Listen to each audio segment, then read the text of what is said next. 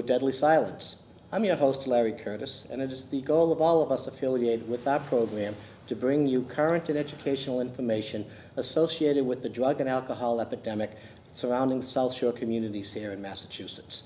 Today, our guest is Paul McDevitt.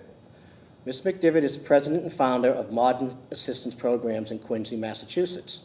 Under the direction of Mr. McDevitt, Modern Assistance Programs provides mental health, substance abuse benefit management, alternative medical programs, design and implementation, and employee assistance program services to over 43,000 workers and their families throughout New England. Paul has earned his Bachelor of Science in Business Administration at Boston College and a master's degree in counseling psychology at UMass Boston. He is a licensed mental health, licensed rehabilitation counselor, a certified employee assistance professional, and a licensed addiction counselor. Paul, welcome to our program. Thanks, Larry. And just as we start, let me thank you for inviting me on the program. I really appreciate it. Well, it's always a pleasure to have guests who are going to be able to share with our audience out there some of the issues associating the addiction, whether it be alcohol and or drugs. But we welcome you, and let's go right in. Let's talk a little bit about Modern Assistance Programs. What is it all about? Well, Modern Assistance Programs is a private business. We don't have any funding from state offices or federal or whatever. So we're hired by private companies. And in the majority of the instances, they are the joint health funds of building trades unions, hotel workers unions, longshoremen, Teamsters, etc., who hire us to take care of the needs that the membership has and the families of the members in the area of mental health and substance abuse. Of course, mental health, when you peel away the onion, 90% of it that I see is substance abuse. Is it alcohol and drugs, or is it a higher percentage of one or the other? Well, it's changing.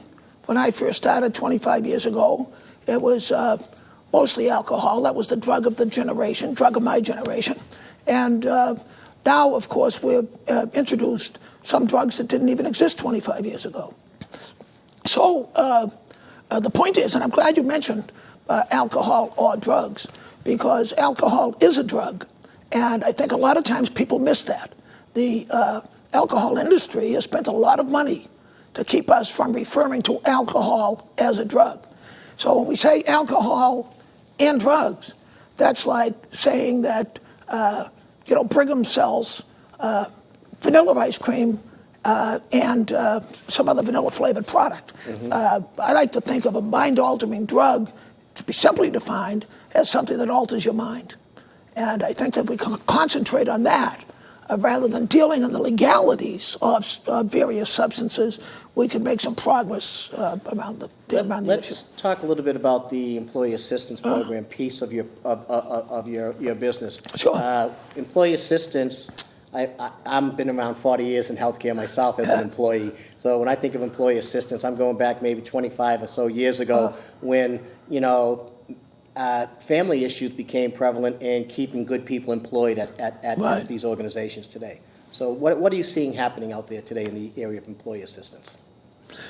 Well, I think that more people are concentrating on the family. As we know, addiction is a family issue. I think a lot of the early employee assistance programs really concentrated more on the worker than on the family. And there has been a professionalization of the field in the last 25 years. When I started, a majority of the people in employee assistance programs were recovering alcoholics. Alcohol was the primary drug. Right. And what has happened is the field has morphed into a business for social workers and mental health counselors, various other counselors. Frankly, I think it's tragic that we have over-professionalized the field and taken out of the field those people who bring recovery, tremendous life experience, and quite a bit of wisdom to the field. So those who may have been substance abuse users and have recovered, they're not part of that? Not as much as they used to be. As a matter of fact, we see people coming into the field who lack any real knowledge or much of even a family structure or knowledge. Say textbook smart, but right. no real life experiences, whether it's themselves or family relationships down the line. Well, I have all the pieces of paper, but I'm also a recovering alcoholic. And in fact, the problem with my voice, which is embarrassing to me tonight, is because of cancer on my vocal cords, a direct result from the use and abuse of alcohol. We call it the wreckage of the past. From the age of 30 to 36 when I entered recovery, it's about 2,000 days. Those 2,000 days, I was probably dead drunk or certainly over the legal limit for 1,500 of them. And I was a very huge drinker. And I would be sick the next morning. And I was bringing up that stomach acid, which is referred to as stomach acid because it's supposed to stay in the stomach. And brought it up, and that acid, I do believe, created this issue with my vocal cords. I'll be having a second regular operation, and I've had many procedures. And these are the type of causes and effects of an addiction, of a disease, absolutely, after the fact that nobody even thinks about as they're progressing. Precisely, Larry, precisely. I'm 33 years away from my last drink, and I'm dealing with cancer. Coming back and biting. Exactly. And of course, when we're young, we think we're invincible. Yes, and right. we don't think these things are going to catch up to us. So, but that's the case. I'll be operated on again a week from now. Yeah. And I mention that just to caution people who think there is no danger here, and no danger in alcohol, because again we've got that alcohol and drugs thing that we do. Yeah. A lot of times people associate the cause and effects of alcohol with the drunk driving syndrome out there, where it's immediate, right, consequences of the actions here. And drunk driving is a very serious issue, and I'm glad that we lowered the limit from 0.1 to 0.08. I think that was real progress. I mean, back when I was drinking, drunk driving was not that abnormal. Certainly not in Dorchester, where I lived.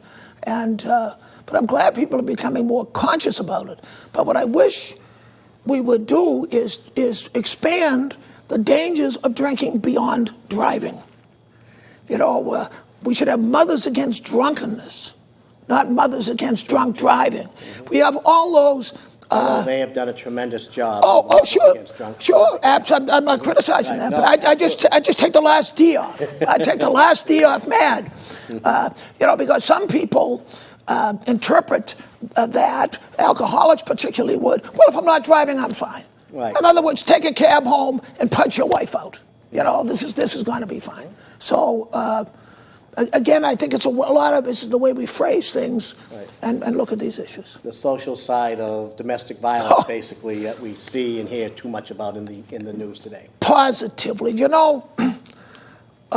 Sheriff Cliff Marshall is a wonderful sheriff in Norfolk County. He passed away as a young man. But when the last time I spoke with him, he told me about a survey that he had done.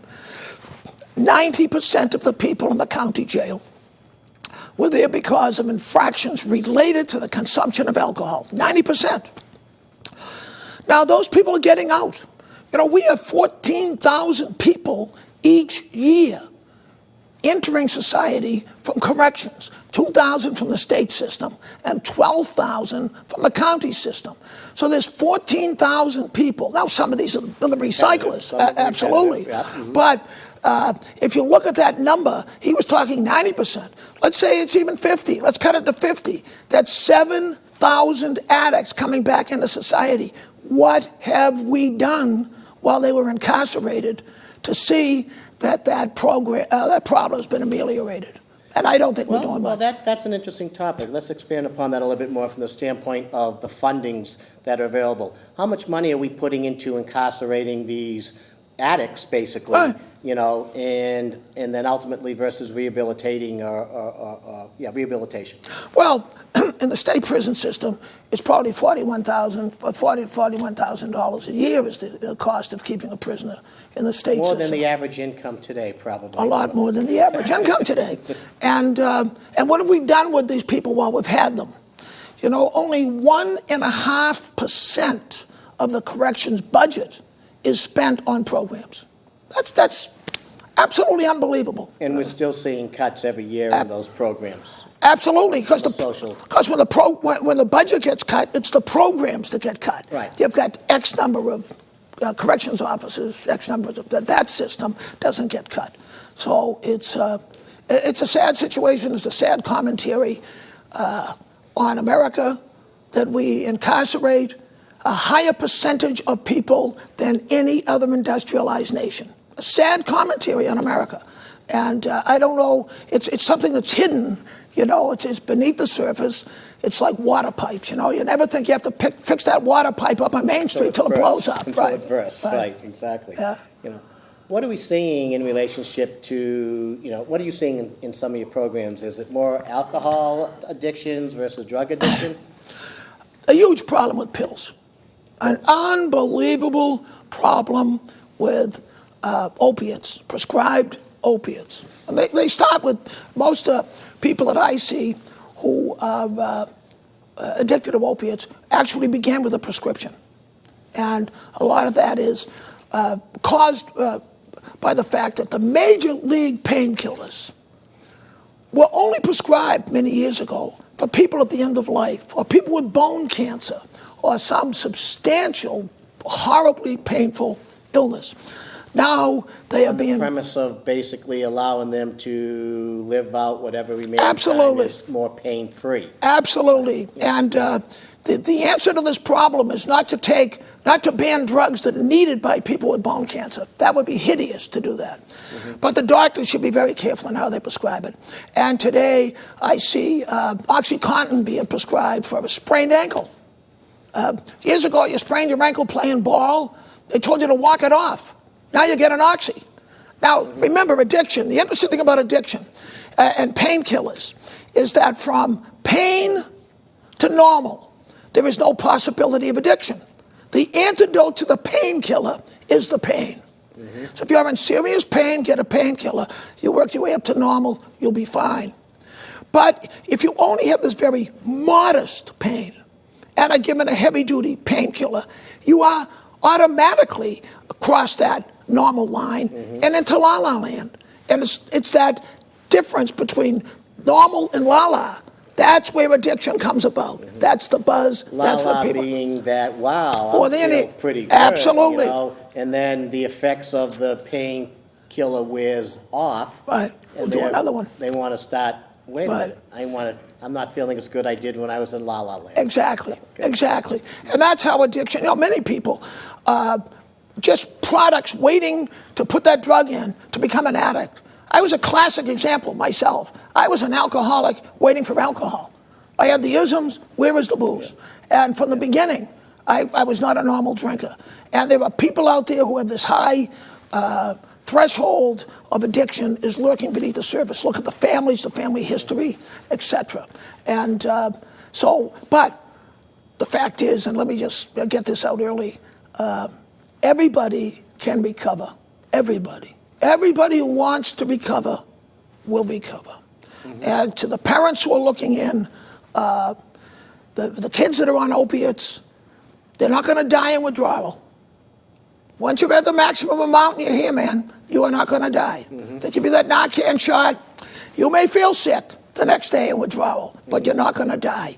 Let's talk a little bit from the standpoint of recovery and the perception that recovery is a cure, but recovery isn't a cure. Recovery is just a state at which you're at now and hopefully not reverting back to the addiction. Yeah, well, you're never cured. An addict is never cured. We use the present participle, the word ending in ing, recovering. Recovered when you're dead. That's it. Okay. Because you can't go, and if you're addicted to one drug, you're addicted to all of them. People come in, want to give me this foolishness. Well, I think I'll just drink beer now. Yeah, good luck. Mm-hmm. Speaking of drugs, just to go back to the drugs for a while. I see a lot of the heroin. Okay. When the supply of pharmaceuticals runs out. Now, these are abused pharmaceuticals, but at least we know what's in a dose. At least we know that. At least we know the circumstances under which it was manufactured. Certain amount of safety in terms of health. When you get to heroin, which is the next step, which is the cheap alternative to the painkillers, Heroin is very cheap today, very powerful and very cheap. But no one knows what a dose is. The bag of heroin doesn't say this is, the oxy will say this is a 20 milligrams, right, exactly. 30, 40, 50 milligrams, right. But people don't die of overdoses because they think it's a good idea. They die of overdoses because they don't know what's in a dose. And that is the step that people are now taking. Plus, the criminality goes way up once people get to that step.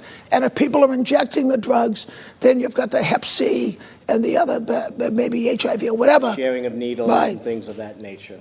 And thank God that hypodermic needles are now readily available, because the penalty for drug use should not have been a fatal disease. This is not a country where we say if you use drugs, you should die.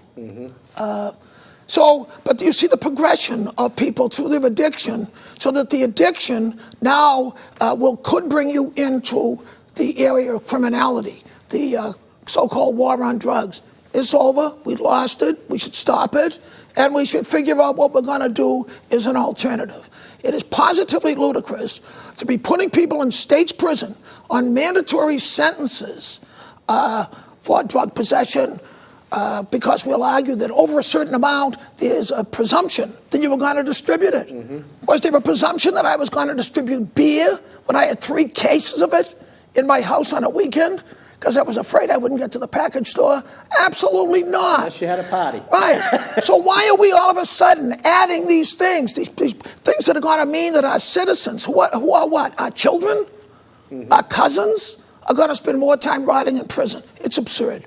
The legislature should take a look at what has been wrought by the drug laws and reconsider what they've done, both the federal legislature and the state legislature. You're not going to legislate your way out of this. You can put in the most onerous penalties. Back during Prohibition, no one was put in jail for drinking booze. No one. Right. I think it was 1919 to 1933. No one went away as a user.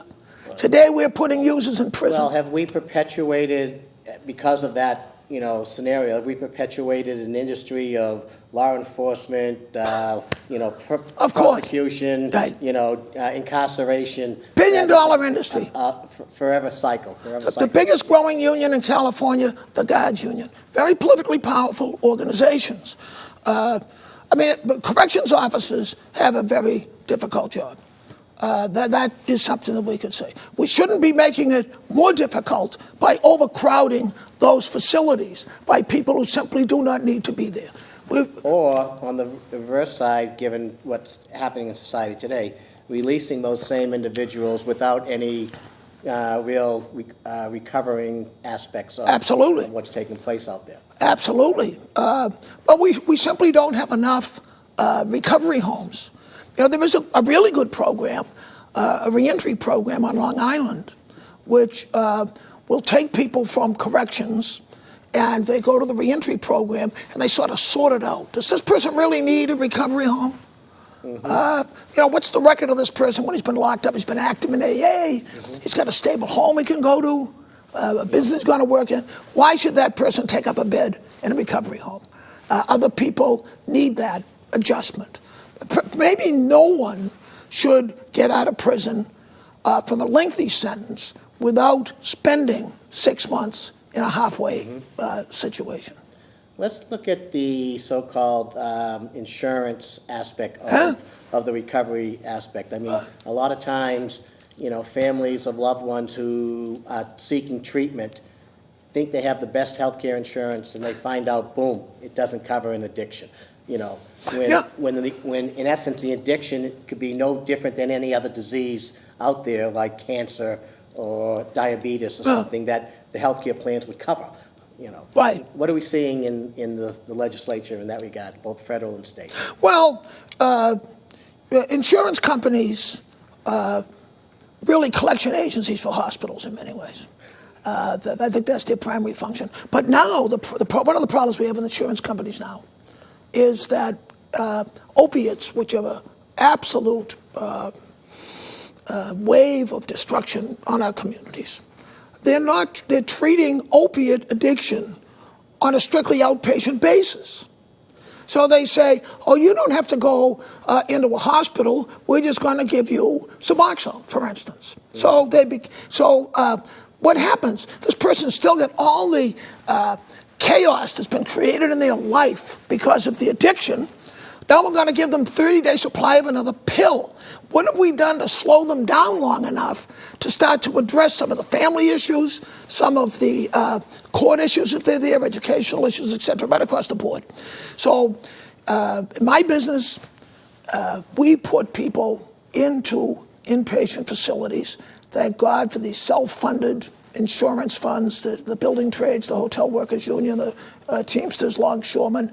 The unionized people really feel that these are brotherhoods, that they have a real relationship with these folks who get out of this trouble. And they do not complain to me about spending the money to start people on an inpatient basis, to slow things down, to give us a chance to contact the family, to give the family the information that they should be getting about Al-Anon, or, and God forgive me, that wonderful program that was started here in Brockton, that I think is just a godsend. Learn to cope. Learn to cope. A with, godsend for families. Joanne Peterson, organization, about 8 or 9 groups across the Commonwealth today.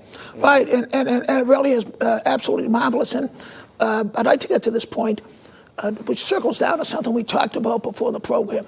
I met Joanne Peterson at one of the sessions of the governor's task force on substance abuse. I am the public member of that. So I go, I don't think there's another public member, maybe there is, but I'm the only one in there who's not on the payroll or being funded by them. Joanne Peterson presented. A beautiful job. At the end, I raised the question that people who were being sectioned for 30 days were not spending 30 days in treatment. And that after the parents had gone through this wrenching decision to go to court, to stand in public, and by the way, I don't believe that you should be standing in open court to section your child. I think that should be able to be held in the judge's chambers. These are intense personal family matters. I don't think we should be acting our lives out in public on that. They finally get this person into treatment, and they think it's 30 days. And a week later, or 2 weeks later, the person's showing up at the back door. I think that is a betrayal of the parents who have gone through this process. And I think 30 days should be 30 days minimum. Minimum. Now, what are we going to have? With some form of support after the fact. Positively. Positively. At the end of 30 days, you're releasing that individual back out into society. Right. And either they're going to be possibly allowed to go back home. If it's a child in this instance, maybe they have to go back home. If it's a young adult, they may end up back on the street, right back with the addiction issue. Or in the prison for $41,000 a year. So we should have more recovery homes. I used to send people down to Bridgewater when it was the state prison, and I'd drive them down. Yep. And they thought they were going to maybe a golf outing or something like that, I'd stop, get them a half pint, stop down at a CVS down in Bridgewater, buy a toothbrush and some toothpaste. What's that for, they'd ask. I said, no, just later, in case I want to brush my teeth. And I'll get down there and they'd go. If I went down a week later, I'd be saying, thank you, God, for that chain link fence. These people wanted to kill me. A week after that, they'd settle down a little bit. By the 4th week, we could have a conversation about voluntarily going to a recovery home. Because it takes time after you've actually got the drug out of the body to get rid of those fumes that are wafting around up here, like Sherlock Holmes and the Hound of the Baskervilles, out of the swamp. And people really need time to start to make good decisions about their lives. Our great gift from our Creator is intellect and free will. We're the only animal on the planet with intellect and free will. But we have to give people an opportunity to clear up enough to restore free will to its fullness. Do you see religion playing a part in the recovery aspect of addicts out there today at all? Well, I certainly see spirituality as a part of it. And I think if you can't find a higher power at some point in your recovery, you're going to be in big trouble. The the distinction between spirituality and religion is spirituality does not have dogma. They don't tell you when you have to go to church. They don't tell you when you contribute. They don't tell you when you have to go to confession, et cetera, et cetera. That's all dogma. They have a connection between you and your higher power. So what we like to say to people is, listen, there's a wonderful job being done on the planet Earth by God's intermediaries who are running orphanages and soup kitchens, et cetera, et cetera. But believe me, you can go direct. You do not have to go through an intermediary.